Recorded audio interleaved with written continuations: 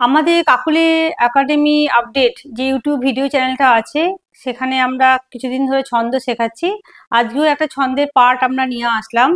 আমরা এর আগেও কিছু ছন্দ শিখিয়েছি, আজকে তার তৃতীয় দিন। তো তৃতীয় পার্ট তোমরা আগের ছন্দ ক্লাস যারা দেখোনি তারা অবশ্যই দেখে নেবে। আর আজকে তোমাদের ছন্দের গুরুত্বপূর্ণ একটা ভিডিও নিয়ে এসেছি, দেখতে পারলে অবশ্যই বুঝতে পারবে। আর ছন্দ শিখতে গেলে যেটা তোমাদের প্রয়োজন আজকে যে তৃতীয় পার্টে শেখাচ্ছি সেটা হচ্ছে সূত্র।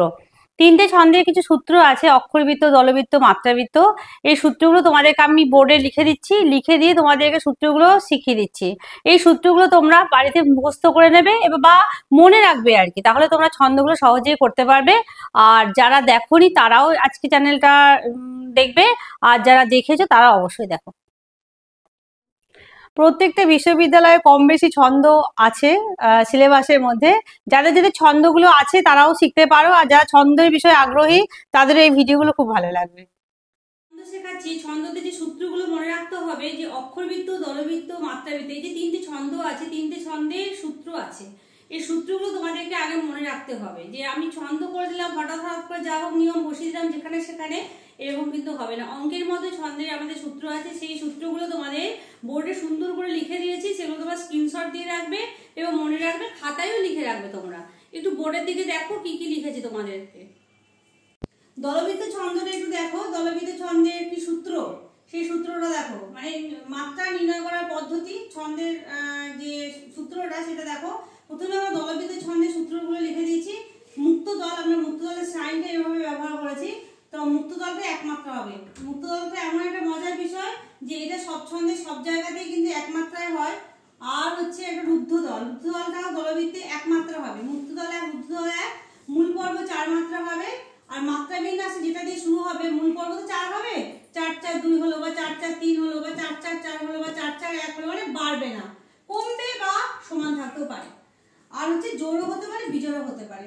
এটা হচ্ছে দলবৃত্তের সূত্র, একটু স্ক্রিনশট দিয়ে রাখো, এটা মনে রাখবে একটু। পরবর্তীতে আমরা চলে যাচ্ছি, দেখো আমরা এসেছি অক্ষরবৃত্ত ছন্দ। অক্ষরবৃত্ত ছন্দের সূত্র, অক্ষরবৃত্ত ছন্দটা কিভাবে নির্ণয় করবে তার একটা সূত্র আছে। প্রথমেই বলেছিলাম যে এটা আমরা মুক্ত দলের সাইন ব্যবহার করছি, এটা সবসময় একমাত্রা হবে, সব ছন্দে সব জায়গায় সব অবস্থাতেই একমাত্রা হলো। আর রুদ্ধ দল, এই রুদ্ধ দলের সাইনটা এরকম। তো রুদ্ধ দল হচ্ছে শব্দে যদি প্রথমে আদিতে প্রথমে আর কি থাকে বা মধ্যে মানে মাঝখানে থাকে তাহলে একমাত্রা হবে, এবং যদি শেষে থাকে অন্তে থাকে তাহলে দুমাত্রা হবে। আর যদি এক ঘর বিশিষ্ট অক্ষর যৌগিক সন্ত অক্ষর হয় বা যদি সেটা রুদ্ধ দল হয় তাহলে দুমাত্রা হবে। একদম মনে রাখতে হবে এটা। মূল পর্ব 8 হতে পারে, 10 হতে পারে, জোড় হবে সবসময়, বিজোড় কোনো মতেই অক্ষরবৃত্তটা হবে না। আর মাত্রা বিন্যাসটা এরকম হবে, 8-6 হতে পারে, 8-10 হতে পারে, 8-8-8 হতে পারে, 8-8-6 হতে পারে, এরকম হবে আর কি, বাড়তে পারে। এই যে 10 শেষে আছে, তাহলে মনে রাখবে এই 2 নম্বরটা মনে রাখা খুবই জরুরি।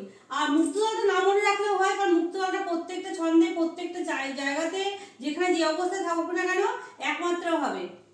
অক্ষরবৃত্ত হলো, দলবৃত্ত হলো। পরবর্তী আমরা যাচ্ছি মাত্রাবৃত্ত দিয়ে, একটু দেখো মাত্রাবৃত্ত ছন্দ।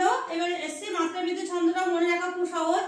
আর এটা তো মনে রাখতে হচ্ছে যে এক, এটা মনে রাখা খুবই সহজ যে এক, মুক্ত দল মানে এক। আর রুদ্ধ দল মাত্রাবৃত্ত হলে দুমাত্রা হবে। মূল পর্ব 4 হতে পারে, 5 হতে পারে, 6 হতে পারে, 7 হতে পারে, 8 হতে পারে। আর জোড়ও হতে পারে, বিজোড়ও হতে পারে। অক্ষরবৃত্তে যেমন শুধু জোড় হচ্ছে, বিজোড় হচ্ছে না, এটাতে জোড় বিজোড় উভয়ই হতে পারে। আর মাত্রাবৃত্তে যেটা দিয়ে তুমি শুরু করবে সেটা বেশি হবে না, নয় কমবে নয় সমান থাকবে। 6 দিয়ে শুরু করলে তাই, 7 দিয়ে শুরু করলে তাই, যেটা দিয়ে শুরু করো শেষে বাড়বে না, কমবে না হলে সমান থাকবে। তাহলে তোমাদের যেটা মনে রাখা সেটা হচ্ছে তোমরা শুধুমাত্র মুক্ত দল একমাত্রা, রুদ্ধ দলগুলো কোথায় কি চেঞ্জ হচ্ছে সেই রুদ্ধ দলটা তোমরা মনে রাখবে। অক্ষরবৃত্তের ক্ষেত্রে মনে রাখবে, দলবৃত্তের ক্ষেত্রে মনে রাখবে, মাত্রাবৃত্তের ক্ষেত্রে মনে রাখবে। তিনটে ছন্দের ক্ষেত্রে শুধু রুদ্ধ দলটা ভালো করে মাথায় রাখতে হবে। আর আমরা সবকটা লিখে দিলাম, আশা করি তোমরা স্ক্রিনশট দিয়ে নিয়েছো। তোমরা ভালো করে মুখস্থ করে রাখো বা মনে রাখো, পরবর্তী ক্লাস আমাদের করবে তোমরা। এবং পরবর্তী ক্লাসগুলো পাওয়ার জন্য অবশ্যই চ্যানেলটাকে সাবস্ক্রাইব করে রাখতে হবে, তাহলে তোমরা একদম তোমরা আপডেট পেয়ে যাবে। আমাদের যে Kakuli academy update YouTube video চ্যানেলটি আছে সেটা তোমাদের ভালো লাগলে লাইক করবে আর কমেন্ট করে জানাতে পারো তোমাদের কি কি দরকার, সেই অনুযায়ী আমরা পরবর্তী তৈরি করব সেরকম ভিডিও। তোমাদের ভিডিওগুলো যদি ভালো লাগে তাহলে লাইক করবে, কমেন্ট করবে আর শেয়ার করবে। আর অবশ্যই আমাদের চ্যানেলটা সাবস্ক্রাইব করে রাখবে নতুন নতুন শিক্ষা সংক্রান্ত ভিডিও তোমাদের পাওয়ার জন্য।